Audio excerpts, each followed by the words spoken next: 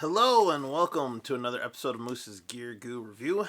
I'm Moose, and today we're doing a knife review of a fixed blade. And this knife is the Ka-Bar Becker BK16. I'll go over that name in a little bit, but it's a sweet fixed blade knife that I've had for way too long. Before that, if you're into knives and you like gear, food, and tech, on this channel I do knives, gear, food, and tech reviews for backpacking, hiking, camping, EDC, survival, and travel. And yeah, so if you like that stuff, please consider hitting the subscription button and hitting the bell notification button for any of my up-to-date videos or latest videos.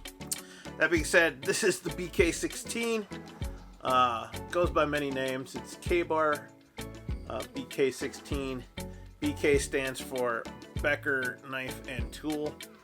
Real quick, this is one of the oldest knives I have, especially fixed blade wise. This is my oldest knife, and I will tell you the story behind this knife as we go, but I've had it for many years. So if you ever wanted like a long-term knife review on the BK16 as far as long-term use, I've used it for years and I love it.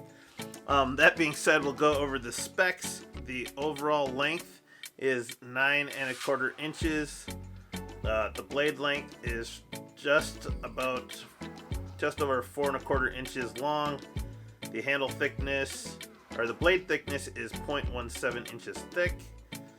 The handle length is just under 5 inches, and the overall weight with the Zytel scales is about 6.5 ounces. I did upgrade the scales to a canvas micarta scales that added a little bit of weight, so it's probably sitting just under 7 ounces. So first off, I got this knife back in the day when I was just getting into knife reviewing. I started off my knife review and knife enthusiast stuff when I was getting into survival and bushcraft, and a lot of the survival knives at the time were really big, like the BK2, Becker BK2, which is just a beast. You know, the SE5, SE6, the Rat, 5 and 6, the Hungulus, tons of different knives, even bigger knives like even the Strong Arm or the Gerber LMF or the, what else was there, the Gerber Prodigy. I mean, people were going nuts. Like, everyone wanted to be Rambo at first, and then people started moving into more of the Bushcraft skill set, which is basically using 3 main cutting tools: axe, saw, and a knife. And because of that, the knives started getting smaller, and people were being more skilled and careful with their knives, and they needed knives to do more intricate things. And that's kind of the time and place I was when I got into this. So I saw this and I thought, this thing looks absolutely perfect as far as size and design, and I picked it up, and I've been very, very happy with this knife, and it's been my primary outdoor woodsman survival bushcraft knife for a very long time. I have recently kind of replaced it though, but I still love this thing. But either way, we have the blade. It's a full flat grind, but not a true flat grind, but a full flat grind with a secondary bevel, plain edge blade. We have a nice drop point profile here with a decent amount of belly. The spine is pretty squared off, and it's sharp enough to throw sparks. We do have some jimping on top of the spine, which is great for the thumb, as well as a sharpening choil down at the bottom that also creates a little finger guard there. So kind of a no thrills blade. There's a little bit of branding up top here. This is the Ka-Bar BK design. BK stands for Becker knife and tool. It's made in Olean, New York, USA made, so pretty awesome. The blade steel on this is Becker's favorite steel for hard use tools, which is 1095 Crovan, and it's 1095 Crovan because I guess they put a little bit more vanadium in it or something that helps it be a little bit more stain resistant. That being said, moving to the handle, one of the best features on this knife is just this awesome ergonomic design. We got a couple of different palm swells in different planes. So you have a nice profile plane that gives you a nice palm swell, and then looking top down, you see like a nice Coke bottle shape there. And I'll see if I can get some better shots or B-roll with that. And then in the back you get this nice hook that really locks around that pinky and makes it easier if you're going to do some very light chopping. Okay, and then at the bottom you have a nice kind of double wide lanyard slot and an exposed pommel if you don't have a lanyard on there. I do carry a lanyard on there, but no jimping or knurling there, but it's there. The handles itself too, when I got this knife, it came with 2 sets of handle scales, which is really nice, just so you could customize the color a little bit. It came with a black and a kind of coyote tan, desert tan Grivory handle scales, which is really cool that it comes with 2 different color options there, and you can just easily remove these hex bolts and screw those in.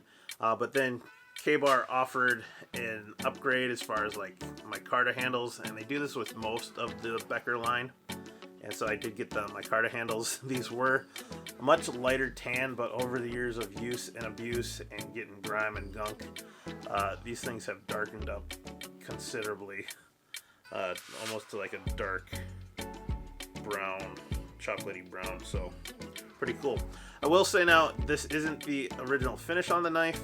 The original finish was kind of like a rhino bedliner type of texture, very rugged and durable, and I used it. You will have to use it a fair amount for that rough texture to wear off and get smooth, but even then it stays pretty well protected. But I wanted to try to customize it, so I actually removed that coating, and then I blued it with a chemical bluing gun blue, so just to put a patina on there and prevent some or improve some of the stain resistance. So did that. It is skeletonized in the handle to lighten the weight and make it a little bit more balanced, but overall it's really comfortable in the hand. Hammer grip's excellent. Thumb on spine grip is probably the most comfortable. It just fits in so well. You can go into a 2-finger or 3-finger grip for some light chopping, as I said. Reverse grip isn't the most comfortable for my hands because the butt end starts to dig in a little bit, but you're able to do chest lever grips comfortably enough. Yeah, and then reverse grip is pretty comfortable as well. So yeah, the things I really like about this knife: the size, the length is perfect for anything from from decent to heavy bushcrafting. The thickness and the build, I've really thumped on this batoning wood before, like getting it on the wood and just beating the crap out of it. I wasn't afraid at all. This thing is built really solid, and I put in a lot of work, and it makes a decent batoning knife because of that wedge style flat grind. You're only going to be able to really do maybe about 2-inch diameter logs, but that's more than enough for a small cooking fire. So yeah, like the spine for scraping, using throwing sparks off a ferrule rod, or scraping wood for tinder works awesome. The point is decently pointy for being a drop point, and I've bore some nice bow drill holes with this as well. So I mean, I've really tested this knife a lot.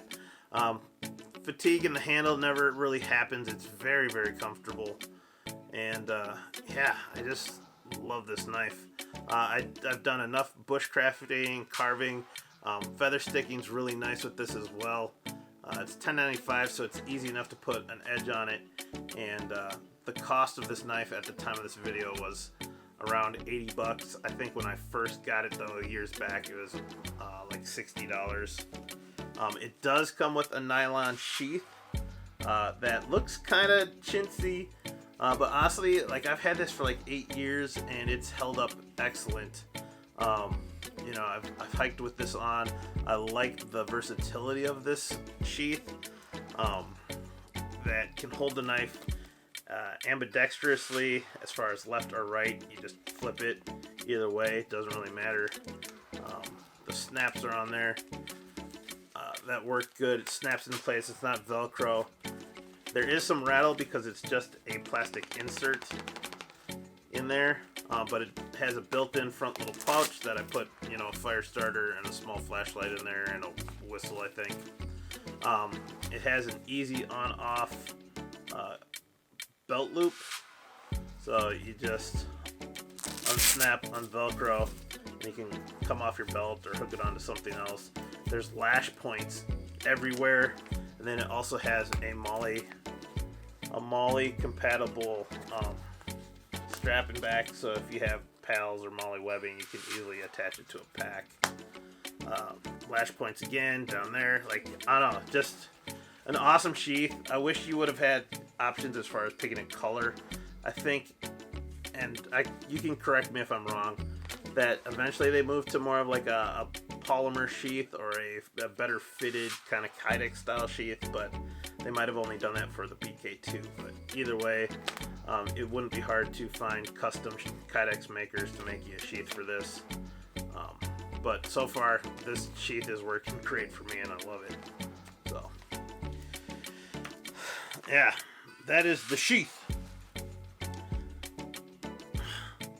Alright guys, so other than that, like, I can't say enough about this knife. I know Gideon's Tactical, I'll leave links in the description below. Gideon's Tactical really appreciated this knife. It's just a solid, awesome workhorse of a knife. And for survival, you want a high carbon steel knife that's like $10.95, so you can actually throw sparks with the steel, like as a flint and steel as well. So there's a lot of functional use to this knife as a bushcraft and survival and just an overall camp knife.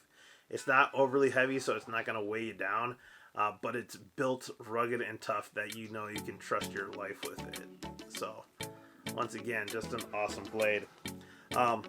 And because the popularity of this knife, it's one of their best-selling design. They did create, or Ethan, or Ka-Bar, or whatever, Becker designed the BK40 recently that mimics the handle of the BK16, basically making a folding BK16.